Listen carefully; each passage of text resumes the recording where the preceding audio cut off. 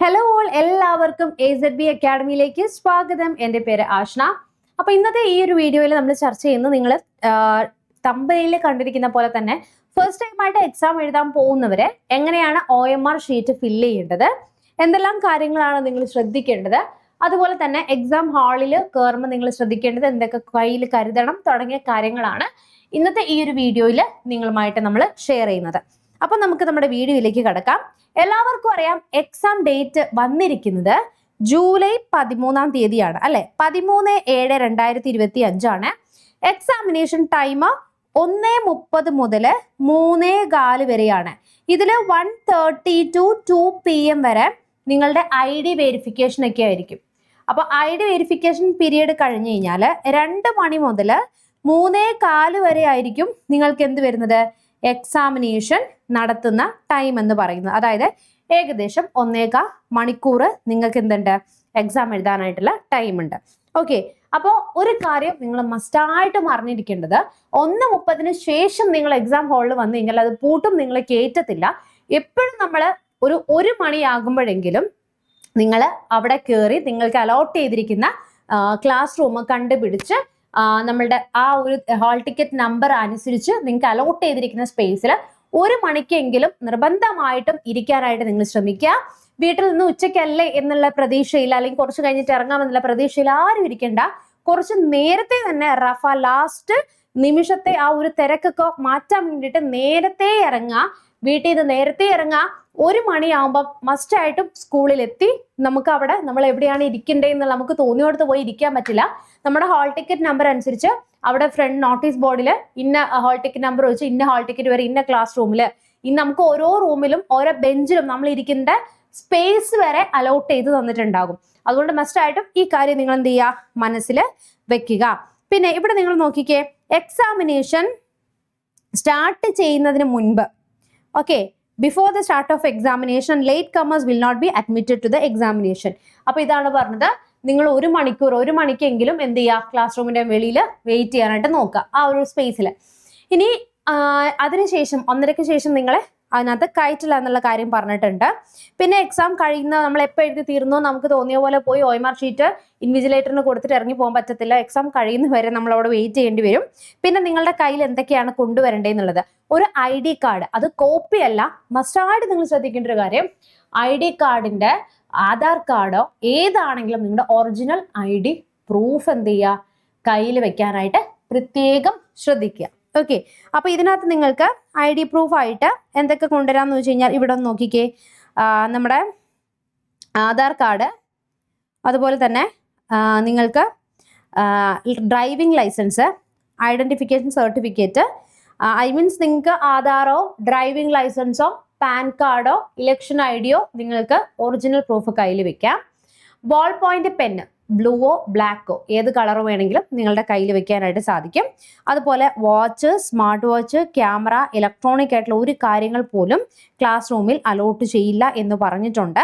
Examination ഹാളിനകത്ത് നിങ്ങൾക്കൊരു sheet തരും, അതിനകത്ത് നിങ്ങളുടെ പേരും അതുപോലെ ID നമ്പറും എഴുതി ഒപ്പിട്ട് ഇൻവിജിലേറ്റർ, അതായത് ഇൻവിജിലേറ്ററിന്റെ കയ്യിലായിരിക്കും പേപ്പർ ഉണ്ടാവുക, ഷീറ്റ് ഉണ്ടാവുക, നിങ്ങളുടെ അടുത്ത് സമയം കൊണ്ടുതരും, അതെന്ത് ചെയ്യുക, സൈൻ ചെയ്ത് കൊടുക്കുക. പിന്നെ എന്താണ്, ഒറിജിനൽ ആണെന്ന് ഇവിടെ ഓൾറെഡി പറഞ്ഞിട്ടുണ്ട്, 15 ഡോക്യുമെന്റും പറഞ്ഞിട്ടുണ്ട്. ID കാർഡ് ഇലക്ഷൻ കമ്മീഷൻ തരുന്നത്, ഡ്രൈവിംഗ് ലൈസൻസ്, പാസ്പോർട്ട്, പിന്നീട് വരുന്നത് ഡിഫറെൻ്റ് ഏബിൾഡ് ആയിട്ടുള്ള പേഴ്സൺസിന് വേണ്ടിയിട്ടുള്ള ID കാർഡ് സോഷ്യൽ ജസ്റ്റിസ് ഡിപ്പാർട്ട്മെന്റിൽ നിന്ന് തരുന്നത്, പിന്നെ photo affixed passbook by nationalised bank, പിന്നെ എന്താണ് ID കാർഡ് ഗവൺമെന്റിന്റെ, പിന്നെ തുടങ്ങിയ കാര്യങ്ങളൊക്കെയാണ്. ഇത്രയും പറയുന്നുണ്ടെങ്കിൽ നിങ്ങളുടെ കയ്യിൽ ആധാറിന്റെ ഒരു കോപ്പി എല്ലാവർക്കും ഉണ്ടാവുമല്ലോ അല്ലെ, അപ്പോൾ കോപ്പി അല്ല ഒറിജിനൽ ആധാർ കാർഡ് കയ്യിൽ വെക്കാൻ ശ്രമിക്കാം. ഇനി അതുപോലെ തന്നെ അടുത്തൊരു കാര്യം എന്ന് വെച്ച് കഴിഞ്ഞാൽ, നിങ്ങൾക്ക് പ്രാക്ടീസോ എനി കൈൻഡ് ഓഫ് മാൽ പ്രാക്ടീസോ അല്ലെങ്കിൽ ഇൻവിജിലേറ്റർ മോശമായിട്ട് പെരുമാറുന്ന തുടങ്ങിയ കാര്യങ്ങളിലൊക്കെ വിട്ടു നിൽക്കുക. അതുപോലെ എക്സാമിനേഷൻ സെന്ററിൽ ഒരു കാരണവശാലും മാറ്റം ഉണ്ടാവില്ല. പിന്നെ പറയുന്നത് എന്താണ്, നിങ്ങൾക്ക് ട്രാവൽ അലവൻസ് ബന്ധപ്പെട്ട കാര്യമാണ് അതിൽ പറഞ്ഞത്. അപ്പൊ ഇത്രയും കാര്യങ്ങൾ നമ്മൾ മെയിനായിട്ടും വെക്കാം. ID കാർഡ് ഉണ്ടാവണം കയ്യിൽ, വാച്ച് ഒന്നും കാര്യങ്ങൾ കയറ്റാൻ പറ്റില്ല. നിങ്ങളുടെ കയ്യിൽ ഒരു പെന്ന്, ഹാൾ ടിക്കറ്റ് പ്രിന്റ് എടുക്കാൻ മറക്കല്ലേ, ഹാൾ ടിക്കറ്റ്, പെന്ന്, അതുപോലെ തന്നെ ID കാർഡ്, ഇത്രയും കാര്യങ്ങളായിട്ടാണ് നിങ്ങൾക്ക് എന്ത് ചെയ്യാൻ പറ്റുള്ളൂ, എക്സാം ഹാളിൽ കയറാനായിട്ട് സാധിക്കുള്ളൂ. അപ്പോൾ ഒരു കാര്യം കൂടി ഞാൻ പറഞ്ഞോട്ടെ, ഇനി നിങ്ങൾക്ക് സംശയം വരുന്നത് എന്താണെന്ന് വെച്ച് കഴിഞ്ഞാൽ, എന്താ സംശയം വരുന്നത്? നിങ്ങൾ OMR ഷീറ്റിന്റെ കാര്യമായിരിക്കും. അതായത് OMR ഷീറ്റ് എങ്ങനെ ഫില്ല് ചെയ്യണം അല്ലെ? അപ്പൊ നിങ്ങൾ നോർമൽ കേരള PSC എക്സാം എഴുതിയിട്ടുണ്ടാവുമല്ലോ അല്ലെ? നോർമൽ കേരള PSC എക്സാം എഴുതുമ്പോൾ OMR ഷീറ്റ് എങ്ങനെയായിരിക്കും? OMR ഷീറ്റിനകത്ത് നമ്മൾ ബബിൾ ചെയ്യും. എങ്ങനെ ബബിൾ ചെയ്യുന്നത്? അപ്പൊ അതോടുകൂടി ഞാൻ എന്ത് ചെയ്യാം, നിങ്ങൾക്ക് കാണിച്ചു തരാം. നമ്മൾ സാധാരണ PSC എക്സാം എഴുതുന്ന പോലെ തന്നെ. ഇനി എഴുതാത്തവരുണ്ടെങ്കിൽ ശ്രദ്ധിക്കുക, നമുക്ക് തരുന്ന ക്വസ്റ്റ്യൻ പേപ്പറിനകത്ത് ഇതുപോലെ ഓരോ കോഡ് ഉണ്ടാകും. ABCD എന്നുള്ള കോഡ് ഉണ്ടാകും. ഇനി അതുപോലെ തന്നെ ആൻസർ കീ നമുക്ക് തരുന്ന OMR ഷീറ്റിനകത്തും ABCD എന്നുള്ള കോഡ് ഉണ്ടാവും. നിങ്ങൾക്കിപ്പം ഒരു A എന്ന് പറയുന്ന ക്വസ്റ്റ്യൻ പേപ്പർ ആണ് തരുന്നതെങ്കിൽ, നമുക്ക് അവിടെ ഇൻവിജിലേറ്റർ തരുന്ന A ആണെങ്കിൽ ആ A തന്നെയാണ് നമുക്ക് തരുന്ന OMR ഷീറ്റ് എന്നുള്ളതും ചെക്ക് ചെയ്യാം. ഇപ്പൊ നിങ്ങൾക്ക് തരുന്ന ക്വസ്റ്റ്യൻ പേപ്പർ B ആണെങ്കിൽ OMR ഷീറ്റും B ആയിരിക്കും. അത് ഇൻവിജിലേറ്റർ തരുന്നതാണ്, നിങ്ങൾ ചെക്ക് ചെയ്യുക, അത് നിങ്ങൾ ക്രോസ് ചെക്ക് ചെയ്യുക. പിന്നെ നമുക്ക് ഇവിടെ എഴുതേണ്ടത് എന്താണെന്ന് വെച്ച് കഴിഞ്ഞാൽ, നിങ്ങൾ നോക്കിക്കേ, ഡേറ്റ് ഓഫ് ബർത്ത് ഇവിടെയാണ് എഴുതേണ്ടത്. ഇപ്പൊ നിങ്ങളുടെ ഡേറ്റ് ഓഫ് ബർത്ത് 28/12/1995 ഇങ്ങനെ എഴുതി വെക്കുക. ഇനി അതുപോലെ തന്നെ നമുക്കിടെ രജിസ്റ്റർ നമ്പർ ആണ്. ഇപ്പൊ Z1 2 3 4 5 6 എന്നാണെങ്കിൽ നിങ്ങൾ അതവിടെ എഴുതിയത്, അതിന് പകരം താണ്ടി ഇവിടെ എഴുതണം Z1 2 3 4 5 6. ഇനി ഇവിടെ നിങ്ങൾ എന്ത് ചെയ്യണം, അത് ബബിൾ ചെയ്യണം. ഇപ്പൊ 1 ആണെങ്കിൽ ഇവിടെ 1 ബബിൾ ചെയ്യുക, 2 ആണെങ്കിൽ ഇവിടെ ബബിൾ ചെയ്യുക, 3 ആണെങ്കിൽ ഇവിടെ, 4 ആണെങ്കിൽ ഇവിടെ, 5 ആണെങ്കിൽ ഇവിടെ, 6 ആണെങ്കിൽ ഇവിടെ. ഇങ്ങനെ വേണം എന്ത് ചെയ്യാനായിട്ട്, നമ്മൾ ബബിള് ചെയ്യാനായിട്ട്. ഇനി താഴെ നമ്മൾ ഡേറ്റ് ഓഫ് എക്സാമിനേഷൻ ഇപ്പൊ എത്രയാ, 13/7/2025. ഈ ഡേറ്റ് ഓഫ് എക്സാമിനേഷനും ഡേറ്റ് ഓഫ് ബർത്തും ഒരു കാരണവശാലും തിരിഞ്ഞു പോവരുത്. അത് നിങ്ങൾക്ക് തെറ്റിപ്പോയി കഴിഞ്ഞാൽ നിങ്ങൾക്ക് പുതിയത് കിട്ടുള്ളൂ എന്ന് വിചാരിക്കേണ്ട, തരത്തില്ല. ഓക്കെ, അത് അപൂർവം കേസാണ്. പിന്നെ ഒബ്ജക്ഷൻ ഒന്നും ആരും ഇല്ല, ക്ലാസ്സിൽ ആർക്കും ഒബ്ജക്ഷൻ ഇല്ല എന്നൊക്കെ പറയുകയാണെങ്കിൽ മാത്രമേ അത് കിട്ടുള്ളൂ. അപ്പൊ ഒരു OMR ഷീറ്റ് പോലും തെറ്റിക്കാൻ അല്ലെങ്കിൽ തെറ്റിക്കാതെ എഴുതാൻ പറ്റാത്തവരാണോ നാളത്തെ ഇത്രയും വലിയ പോസ്റ്റിലേക്ക് ഇരിക്കാൻ പോകുന്നത് എന്നുള്ളൊരു കാര്യം കൂടി എന്ത് ചെയ്യണം, നിങ്ങൾ ഓർത്ത് വെക്കണം. അതുകൊണ്ട് തന്നെ തെറ്റിക്കരുത്, ഒരു കാരണവശാലും തെറ്റിക്കരുത്.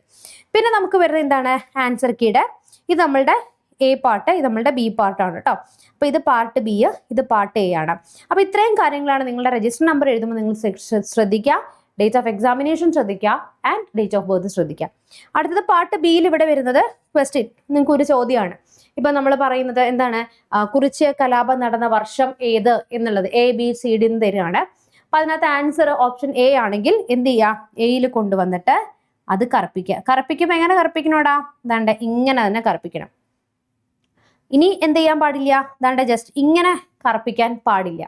ഇനി ഒന്നിൽ കൂടുതൽ നിങ്ങൾ A കഴിഞ്ഞപ്പോഴാണ് അയ്യോ C ആണല്ലോ എന്ന് പറഞ്ഞ് C കറുപ്പിക്കുന്നത്. അങ്ങനെ വെച്ച് കഴിഞ്ഞാലും അതെന്താണ്, അത് റോങ് ആണ്. This is rang. എന്താണ് കാര്യം, അങ്ങനെ ചെയ്യാൻ പാടില്ല. അപ്പോൾ ഒരു ആൻസർ ആണെങ്കിൽ ഒരു ആൻസർ കറുപ്പിക്കുക. ഇനി ഒരെണ്ണം പോലും നിങ്ങൾ കയറിയിട്ട് ഒന്നും അറിയില്ല എന്ന് പറഞ്ഞാൽ ഒന്നും കറുപ്പിക്കാതിരുന്നിട്ടും കാര്യമില്ല. ബിക്കോസ് അത് എന്താണ്, ക്യാൻസൽഡ് ആയി പോവും. പിന്നെ നിങ്ങൾ ശ്രദ്ധിക്കേണ്ട ഒരു കാര്യം, ഒരു 2 ആൻസർ മാർക്ക് ചെയ്യാൻ പാടില്ല. ഒരു ആൻസർ ഫുള്ളി കറുപ്പിച്ച് വേണം എന്ത് ചെയ്യാൻ, അത് കറുപ്പിച്ച് ബബിൾ ചെയ്യാൻ. ഇനി എക്സാം എല്ലാം എഴുതി കഴിഞ്ഞു. നമ്മൾ എഴുതിയതിനു ശേഷം ഈ ഒരു പാർട്ട് കണ്ടോ, ഇവിടെ നമുക്ക് കട്ട് ചെയ്യാം. അത് ഒന്ന് ഫോൾഡ് ചെയ്തിട്ട് സൂക്ഷിച്ച് പതുക്കെ കീറിയിട്ട് ഈ A പാർട്ട് ആർക്ക് കൊടുക്കണം, നമ്മളുടെ ഇൻവിജിലേറ്ററിന് ഫസ്റ്റ് കൊടുക്കുക. അതിനുശേഷം നമ്മളുടെ B പാർട്ടും കൊടുക്കുക. ഇനി ഓരോ ചോദ്യത്തിനും നിങ്ങൾക്ക് തെറ്റുത്തരത്തിന് 1.33 വെച്ചിട്ട് എന്ത് ചെയ്യും, നെഗറ്റീവ് മാർക്കിംഗ് ഉണ്ടാവും. ഓക്കെ, അതെന്ത് ചെയ്യുക, ഓർത്ത് വയ്ക്കുക. നമ്മൾ സാധാരണ കേരള PSC എക്സാം എഴുതാൻ പോകുന്നില്ലേ, അതുപോലെ തന്നെയാണ് ഇവിടെ നമ്മുടെ OMR ഷീറ്റിന്റെ കട്ടിങ് കളറൊക്കെ വ്യത്യാസം ഉണ്ടാവും. പക്ഷേ ഈ സ്ട്രാറ്റജീസും ഈ ഫോർമാലിറ്റീസും ഒക്കെ എന്താണ്, അവിടെ സെയിം ആണ് എന്ന് മനസ്സിലാക്കി വെക്കുക. പിന്നെ നിങ്ങൾ ശ്രദ്ധിക്കേണ്ട ഒരു കാര്യം, ഇപ്പോഴും അവസാനത്തെ ലാസ്റ്റ് മിനിറ്റ് റഷ് ഒഴിവാക്കാൻ നേരത്തെ പോവുക. നല്ല രീതിയിൽ സമാധാനത്തോടു കൂടി പഠിച്ചു വെച്ചിരിക്കുന്ന കാര്യങ്ങളൊക്കെ റിവിഷൻ ചെയ്യുക. ആൻഡ് ടെൻഷൻ ആവാതെ നമ്മൾ ആ ഒരു നിങ്ങൾ എത്ര നാളുകൊണ്ട് പഠിക്കുന്ന ഒരു കാര്യമാണെങ്കിലും ആ 1.25 മണിക്കൂർ നിങ്ങൾ എന്താണ് ആ ഒരു എക്സാമിനേഷൻ ഹാളിൽ ചെയ്യുന്നത്, അതായിരിക്കും നിങ്ങളുടെ ഭാവിയെ നാളെ എന്ത് ചെയ്യുന്നത്, ഡിറ്റർമൈൻ ചെയ്യുന്നത്, ഈ ജോലിയെ നിങ്ങളിലേക്ക് എത്തിക്കാൻ സഹായിക്കുന്നത്. അത് മനസ്സിൽ വെച്ചുകൊണ്ട് സ്ട്രെസ്ഡ് ആവാതെ കൂളായിട്ട് കോൺഫിഡൻ്റ് ആയിട്ട് എന്ത് ചെയ്യുക, നിങ്ങൾ എക്സാം ഹാളിൽ പോവുക. സ്ട്രെസ് കുറയ്ക്കാനുള്ള കാര്യങ്ങളൊക്കെ ചെയ്യുക. ഇനി ഒരു കാര്യം കൂടി ഞാൻ നിങ്ങളോട് പറഞ്ഞോട്ടെ, നിങ്ങൾ ഒരു കാര്യം മറക്കരുത്. നമുക്കിപ്പോൾ വരുന്നത് ഗുരുവായൂർ ദിവസം ഓൾറെഡി നിങ്ങൾ പഠിച്ച് സെറ്റായിട്ടിരിക്കുകയാണ്. അതിൻ്റെ കൂടെ കുറച്ചുകൂടെ ഒന്ന് ഒരു എഫേർട്ട് ഇട്ട് കഴിഞ്ഞാൽ ഈ വരുന്ന ട്രാവൻകൂർ അല്ലെങ്കിൽ നമുക്കിപ്പോൾ തന്നെ മലബാർ ദേവസ്വത്തിൻ്റെ നോട്ടിഫിക്കേഷൻ വരും. കൂടൽ മാണിക്യം വരുന്നുണ്ട്, കൂടൽ മാണിക്യം. കൊച്ചി വരുന്നുണ്ട്, കൊച്ചി. അതുപോലെ തന്നെ തിരുവിതാംകൂർ വരുന്നുണ്ട്.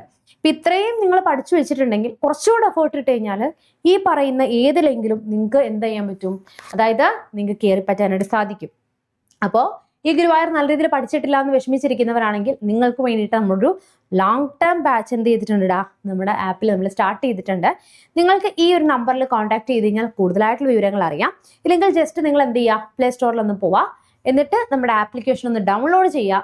ഡൗൺലോഡ് ചെയ്ത് നിങ്ങളുടെ ഫോൺ നമ്പർ വെച്ച് ലോഗിൻ ചെയ്ത് താഴെ സ്റ്റോറിനകത്ത് ഡയറക്റ്റ് തിരുവിതാംകൂർ LDC ഒന്ന് നോക്കിക്കഴിഞ്ഞ് കഴിഞ്ഞാൽ ഡയറക്റ്റ് പർച്ചേസ് ചെയ്യാം. പർച്ചേസ് ചെയ്തിട്ട് ഈ നമ്പറിൽ നിങ്ങളൊന്ന് സ്ക്രീൻഷോട്ട് ഇട്ടാൽ മതിയാകും.